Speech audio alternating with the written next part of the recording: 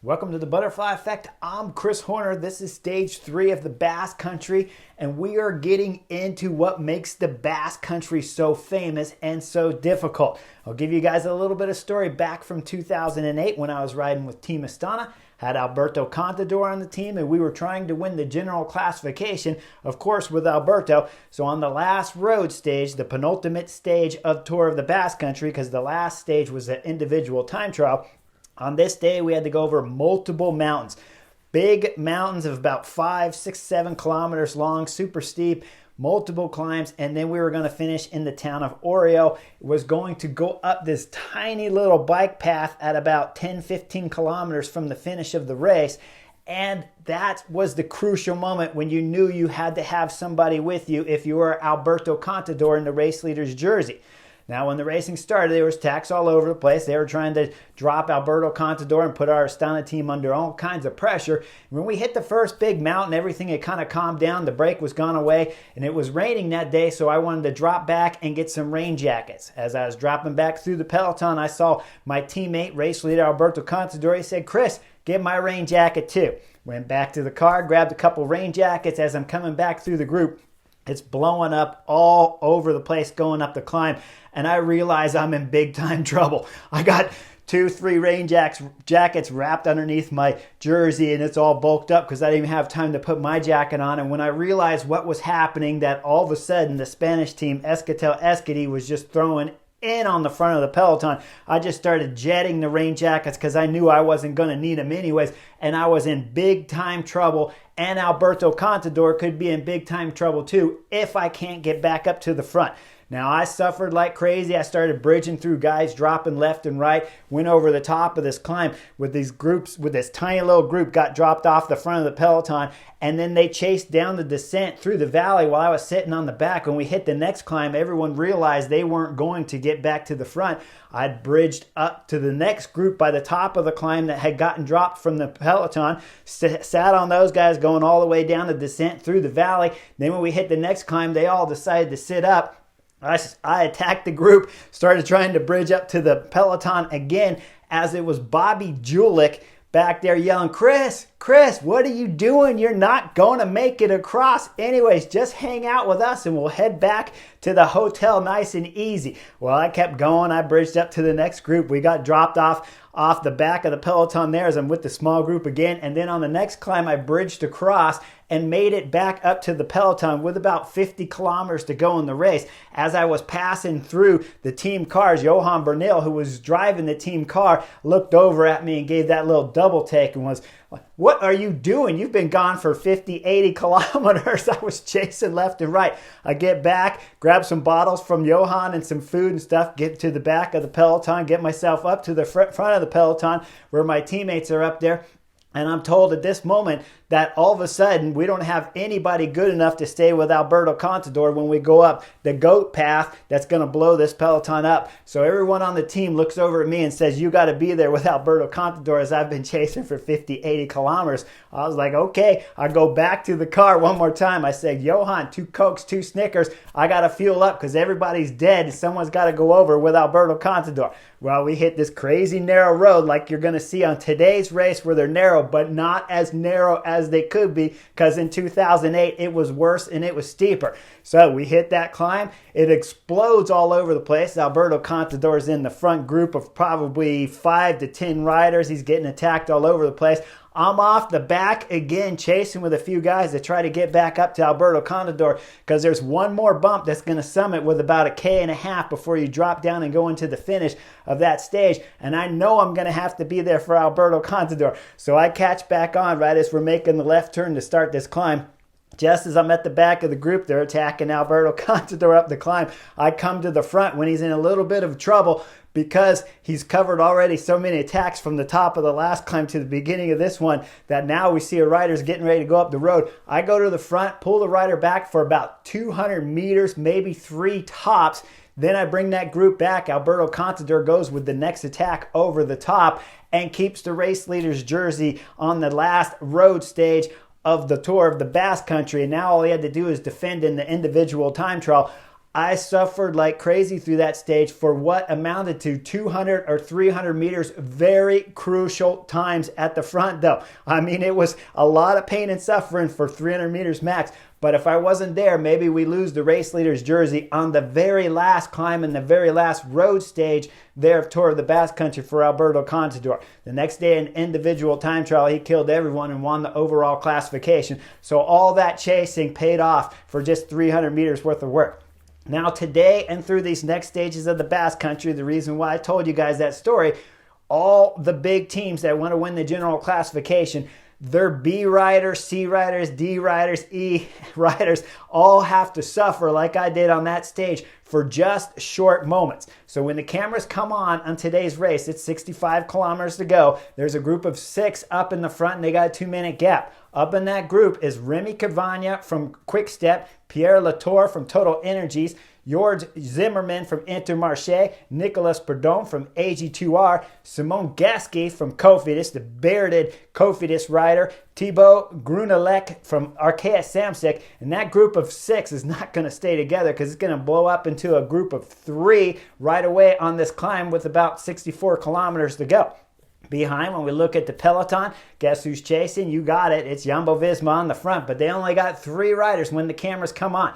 Rowan Dennis is up there, Walters is up there, and of course, Jonas Vingegaard, last year's Tour de France winner, is there for 3 Jumbo-Visma riders. I'm sitting on the couch going, wow, this is going to be interesting. Let's see who can get back on from Jumbo-Visma up front with only 3 riders. We see Movistar locked in just behind the 3 riders from Jumbo-Visma, so we know at this moment anything can still happen with 65 kilometers to go. Now, it's only going to take 2 or 3 kilometers later when we start getting up into the climb there that all of a sudden you see Steven Kruijswijk come up to the front. That gives Jumbo 4. And then a moments later, we see the 5th rider just a little bit back in that group, in that front group of the peloton. And that's Sam Omen. Now you got 5. As I'm sitting on the couch now, I'm thinking Jumbo are in a perfect spot. 5 riders with just over 60 kilometers to go and a group of 6 at the front that's already blown up to a group of 3, and none of them are pure climbers, and they only have just under a 2-minute gap. Jumbo-Visma got this under control. Jonas Vingegaard, the star rider here at the Basque Country, winner of the Tour de France last year, is looking in fantastic position.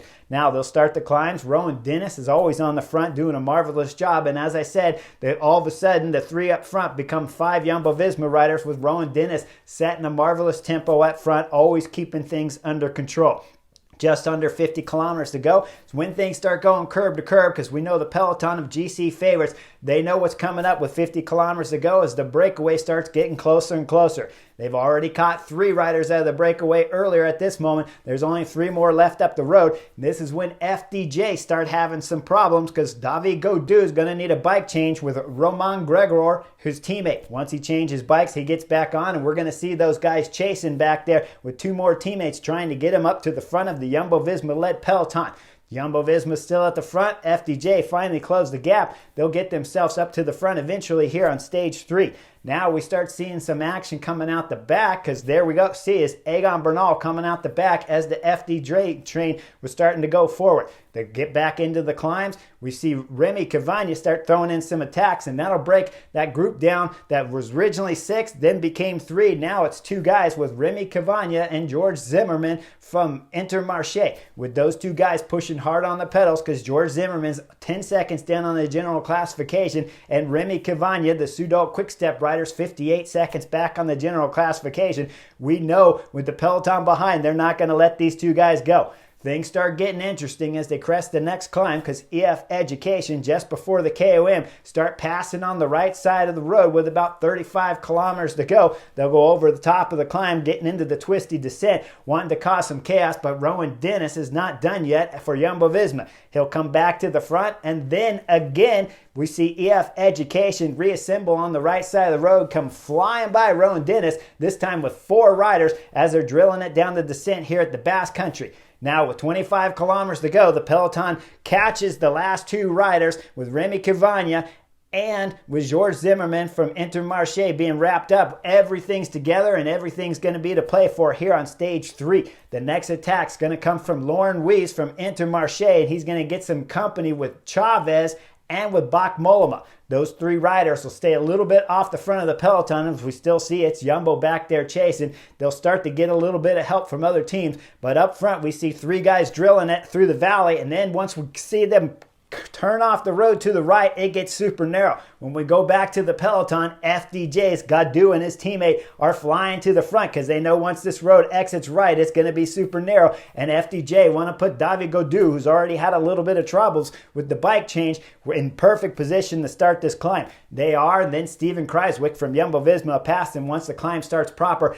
and start to bring back the 3 leaders out front. As the 3 leaders are getting brought back, Esteban Chavez says, I'm not getting brought back. He gets on the pedals and starts accelerating hard. And Esteban Chavez is solo going up the road with 15 kilometers to go. Now behind, we start seeing Jumbo-Visma. They start reducing their numbers. Steven Kruijswijk will come off the front, and Sam Oomen will be on the front with Valters and Jonas Vingegaard. Only 3 guys left, but we're under 15K to go. So this is perfect right now still for Jumbo-Visma, still drilling it on the front. We get into the next climb, and this is when we're going to see the next attack from James Knox, pseudo quick step, and we see Juan Lopez coming back up to the back wheel there of James Knox for 2 guys who are going deep to try to bridge up to Chavez. Now up front with 6 kilometers to go, the 2 duo up there of James Knox and Lopez will catch Chavez with 6K to go, and then all of a sudden the chemistry is not so good. We all of a sudden see Lopez throw in an attack. James Knox can follow it, but Chavez can't. EF Education's coming off the back. He's going to dig hard and bridge back up to these 2 guys,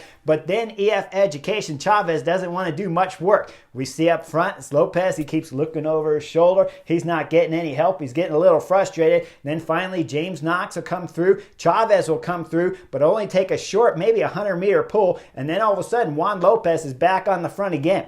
James Knox comes through as they come up to this left turn. When they do, James Knox looks over his shoulder, realizes he's got a little gap, throws a little bit on the accelerator, but behind Lopez, Trek Segafredo closes this gap quickly, and then the chemistry just starts going all off again on these 3 riders. We're coming up to the roundabout. James Knox is in the front, looks left over his shoulder, realizes he's got a gap and punches it again. This time, now Lopez is all upset at Chavez, who won't come through because Chavez has been off for a long time, right? He was already in the group with Bach Mollema when those guys got caught and then went solo, then got caught at 6K. Now he's getting a little bit fatigued as he's been out up on the roads here, the Basque Country, pedaling hard. Lopez, though, wants him to work. He don't, and all of a sudden we see the gap up there that James Knox start to extend when we're talking about just about 2.5 kilometers to go. Go back in the peloton, and all of a sudden Jumbo-Visma, who are down to just 2 riders because Valters was chasing for a bit, but now Movistar is getting on the front trying to do damage control to these front riders of 3 up there. With Movistar pulling, they keeping the gap still at about 10 seconds to the 3 riders up front. With 1.1 kilometers to go, they're going to start the last climb here on stage 3. And folks, this is a hard last climb. We're talking about 10% average, but the last 600 meters starts getting up into the 20% with the curves and turns being at 26%. So it's a very difficult climb. Now, Enric Mas, at the beginning of the show, they showed the gearing he was running, and he was running a 39-33 rear cassette back there. So you know he's got some serious small gearing back there to be able to go up 26% climb. This climb's going to be difficult, and up front, James Knox is leading into this climb first with just a little bit of gap on the duo back there of Juan Lopez and Chavez, who's not being that generous with his efforts to help Lopez. Lopez looks back, see the peloton's coming up front. James Knox makes the left bend with 900 meters to go. As the climb really starts to pitch, we see behind Valters gets on the front for Jonas Vingegaard, last year's Tour de France champion, to try to help him win here at stage 3. With Valters on the front, he's starting to bring back the 2 up front. Just as he brings back Chavez, Lopez throws in a massive acceleration. He'll break off from the effort there, Valters from Jumbo-Visma, and start to bridge up to the race leader up there, James Knox. As he catches James Knox with about 500 meters to go, he's going to fly by Knox, and behind we see Valters, who's just doing tempo with Jonas Vingegaard on his wheel. We get up to about 350 meters to go as we come into the next right bend. This is when Valters says he's had just about enough, and he starts to pull off left, leaves Jonas Vingegaard with just a little bit, maybe 2 bike gaps there to close up onto the race leader here on stage 3, Lopez from Trek Segafredo. As Jonas starts to close up with 300 meters to go, we see a massive attack from the right side, way back of the GC favorites. It's Bookman for Bora Hansgrohe. He's coming up fast. As he's coming up, Lopez is fading to the right, and we have the Shimano bikes pit guy onto the right side of the road there. As Emmanuel Bookman comes up, those two will bump. Emmanuel Bookman will have to grab the rails there. When he does, he pushes off the rail. That moves his bike back left. Now his elbows right back into Lopez. Lopez is going over to Carapaz, and all of a sudden we see the Shimano mechanic that's running out in the road. Shimano mechanic catches Emmanuel Bookman so he doesn't fall over. With his right hand, if you look in the picture, he's giving Lopez a push, and then after Lopez takes off with his left hand, he's reaching over and saving Carapaz, trying to give him a push. Now, Emmanuel Bookman, this is all happening in 300 meters, so it's going to take a little bit of time.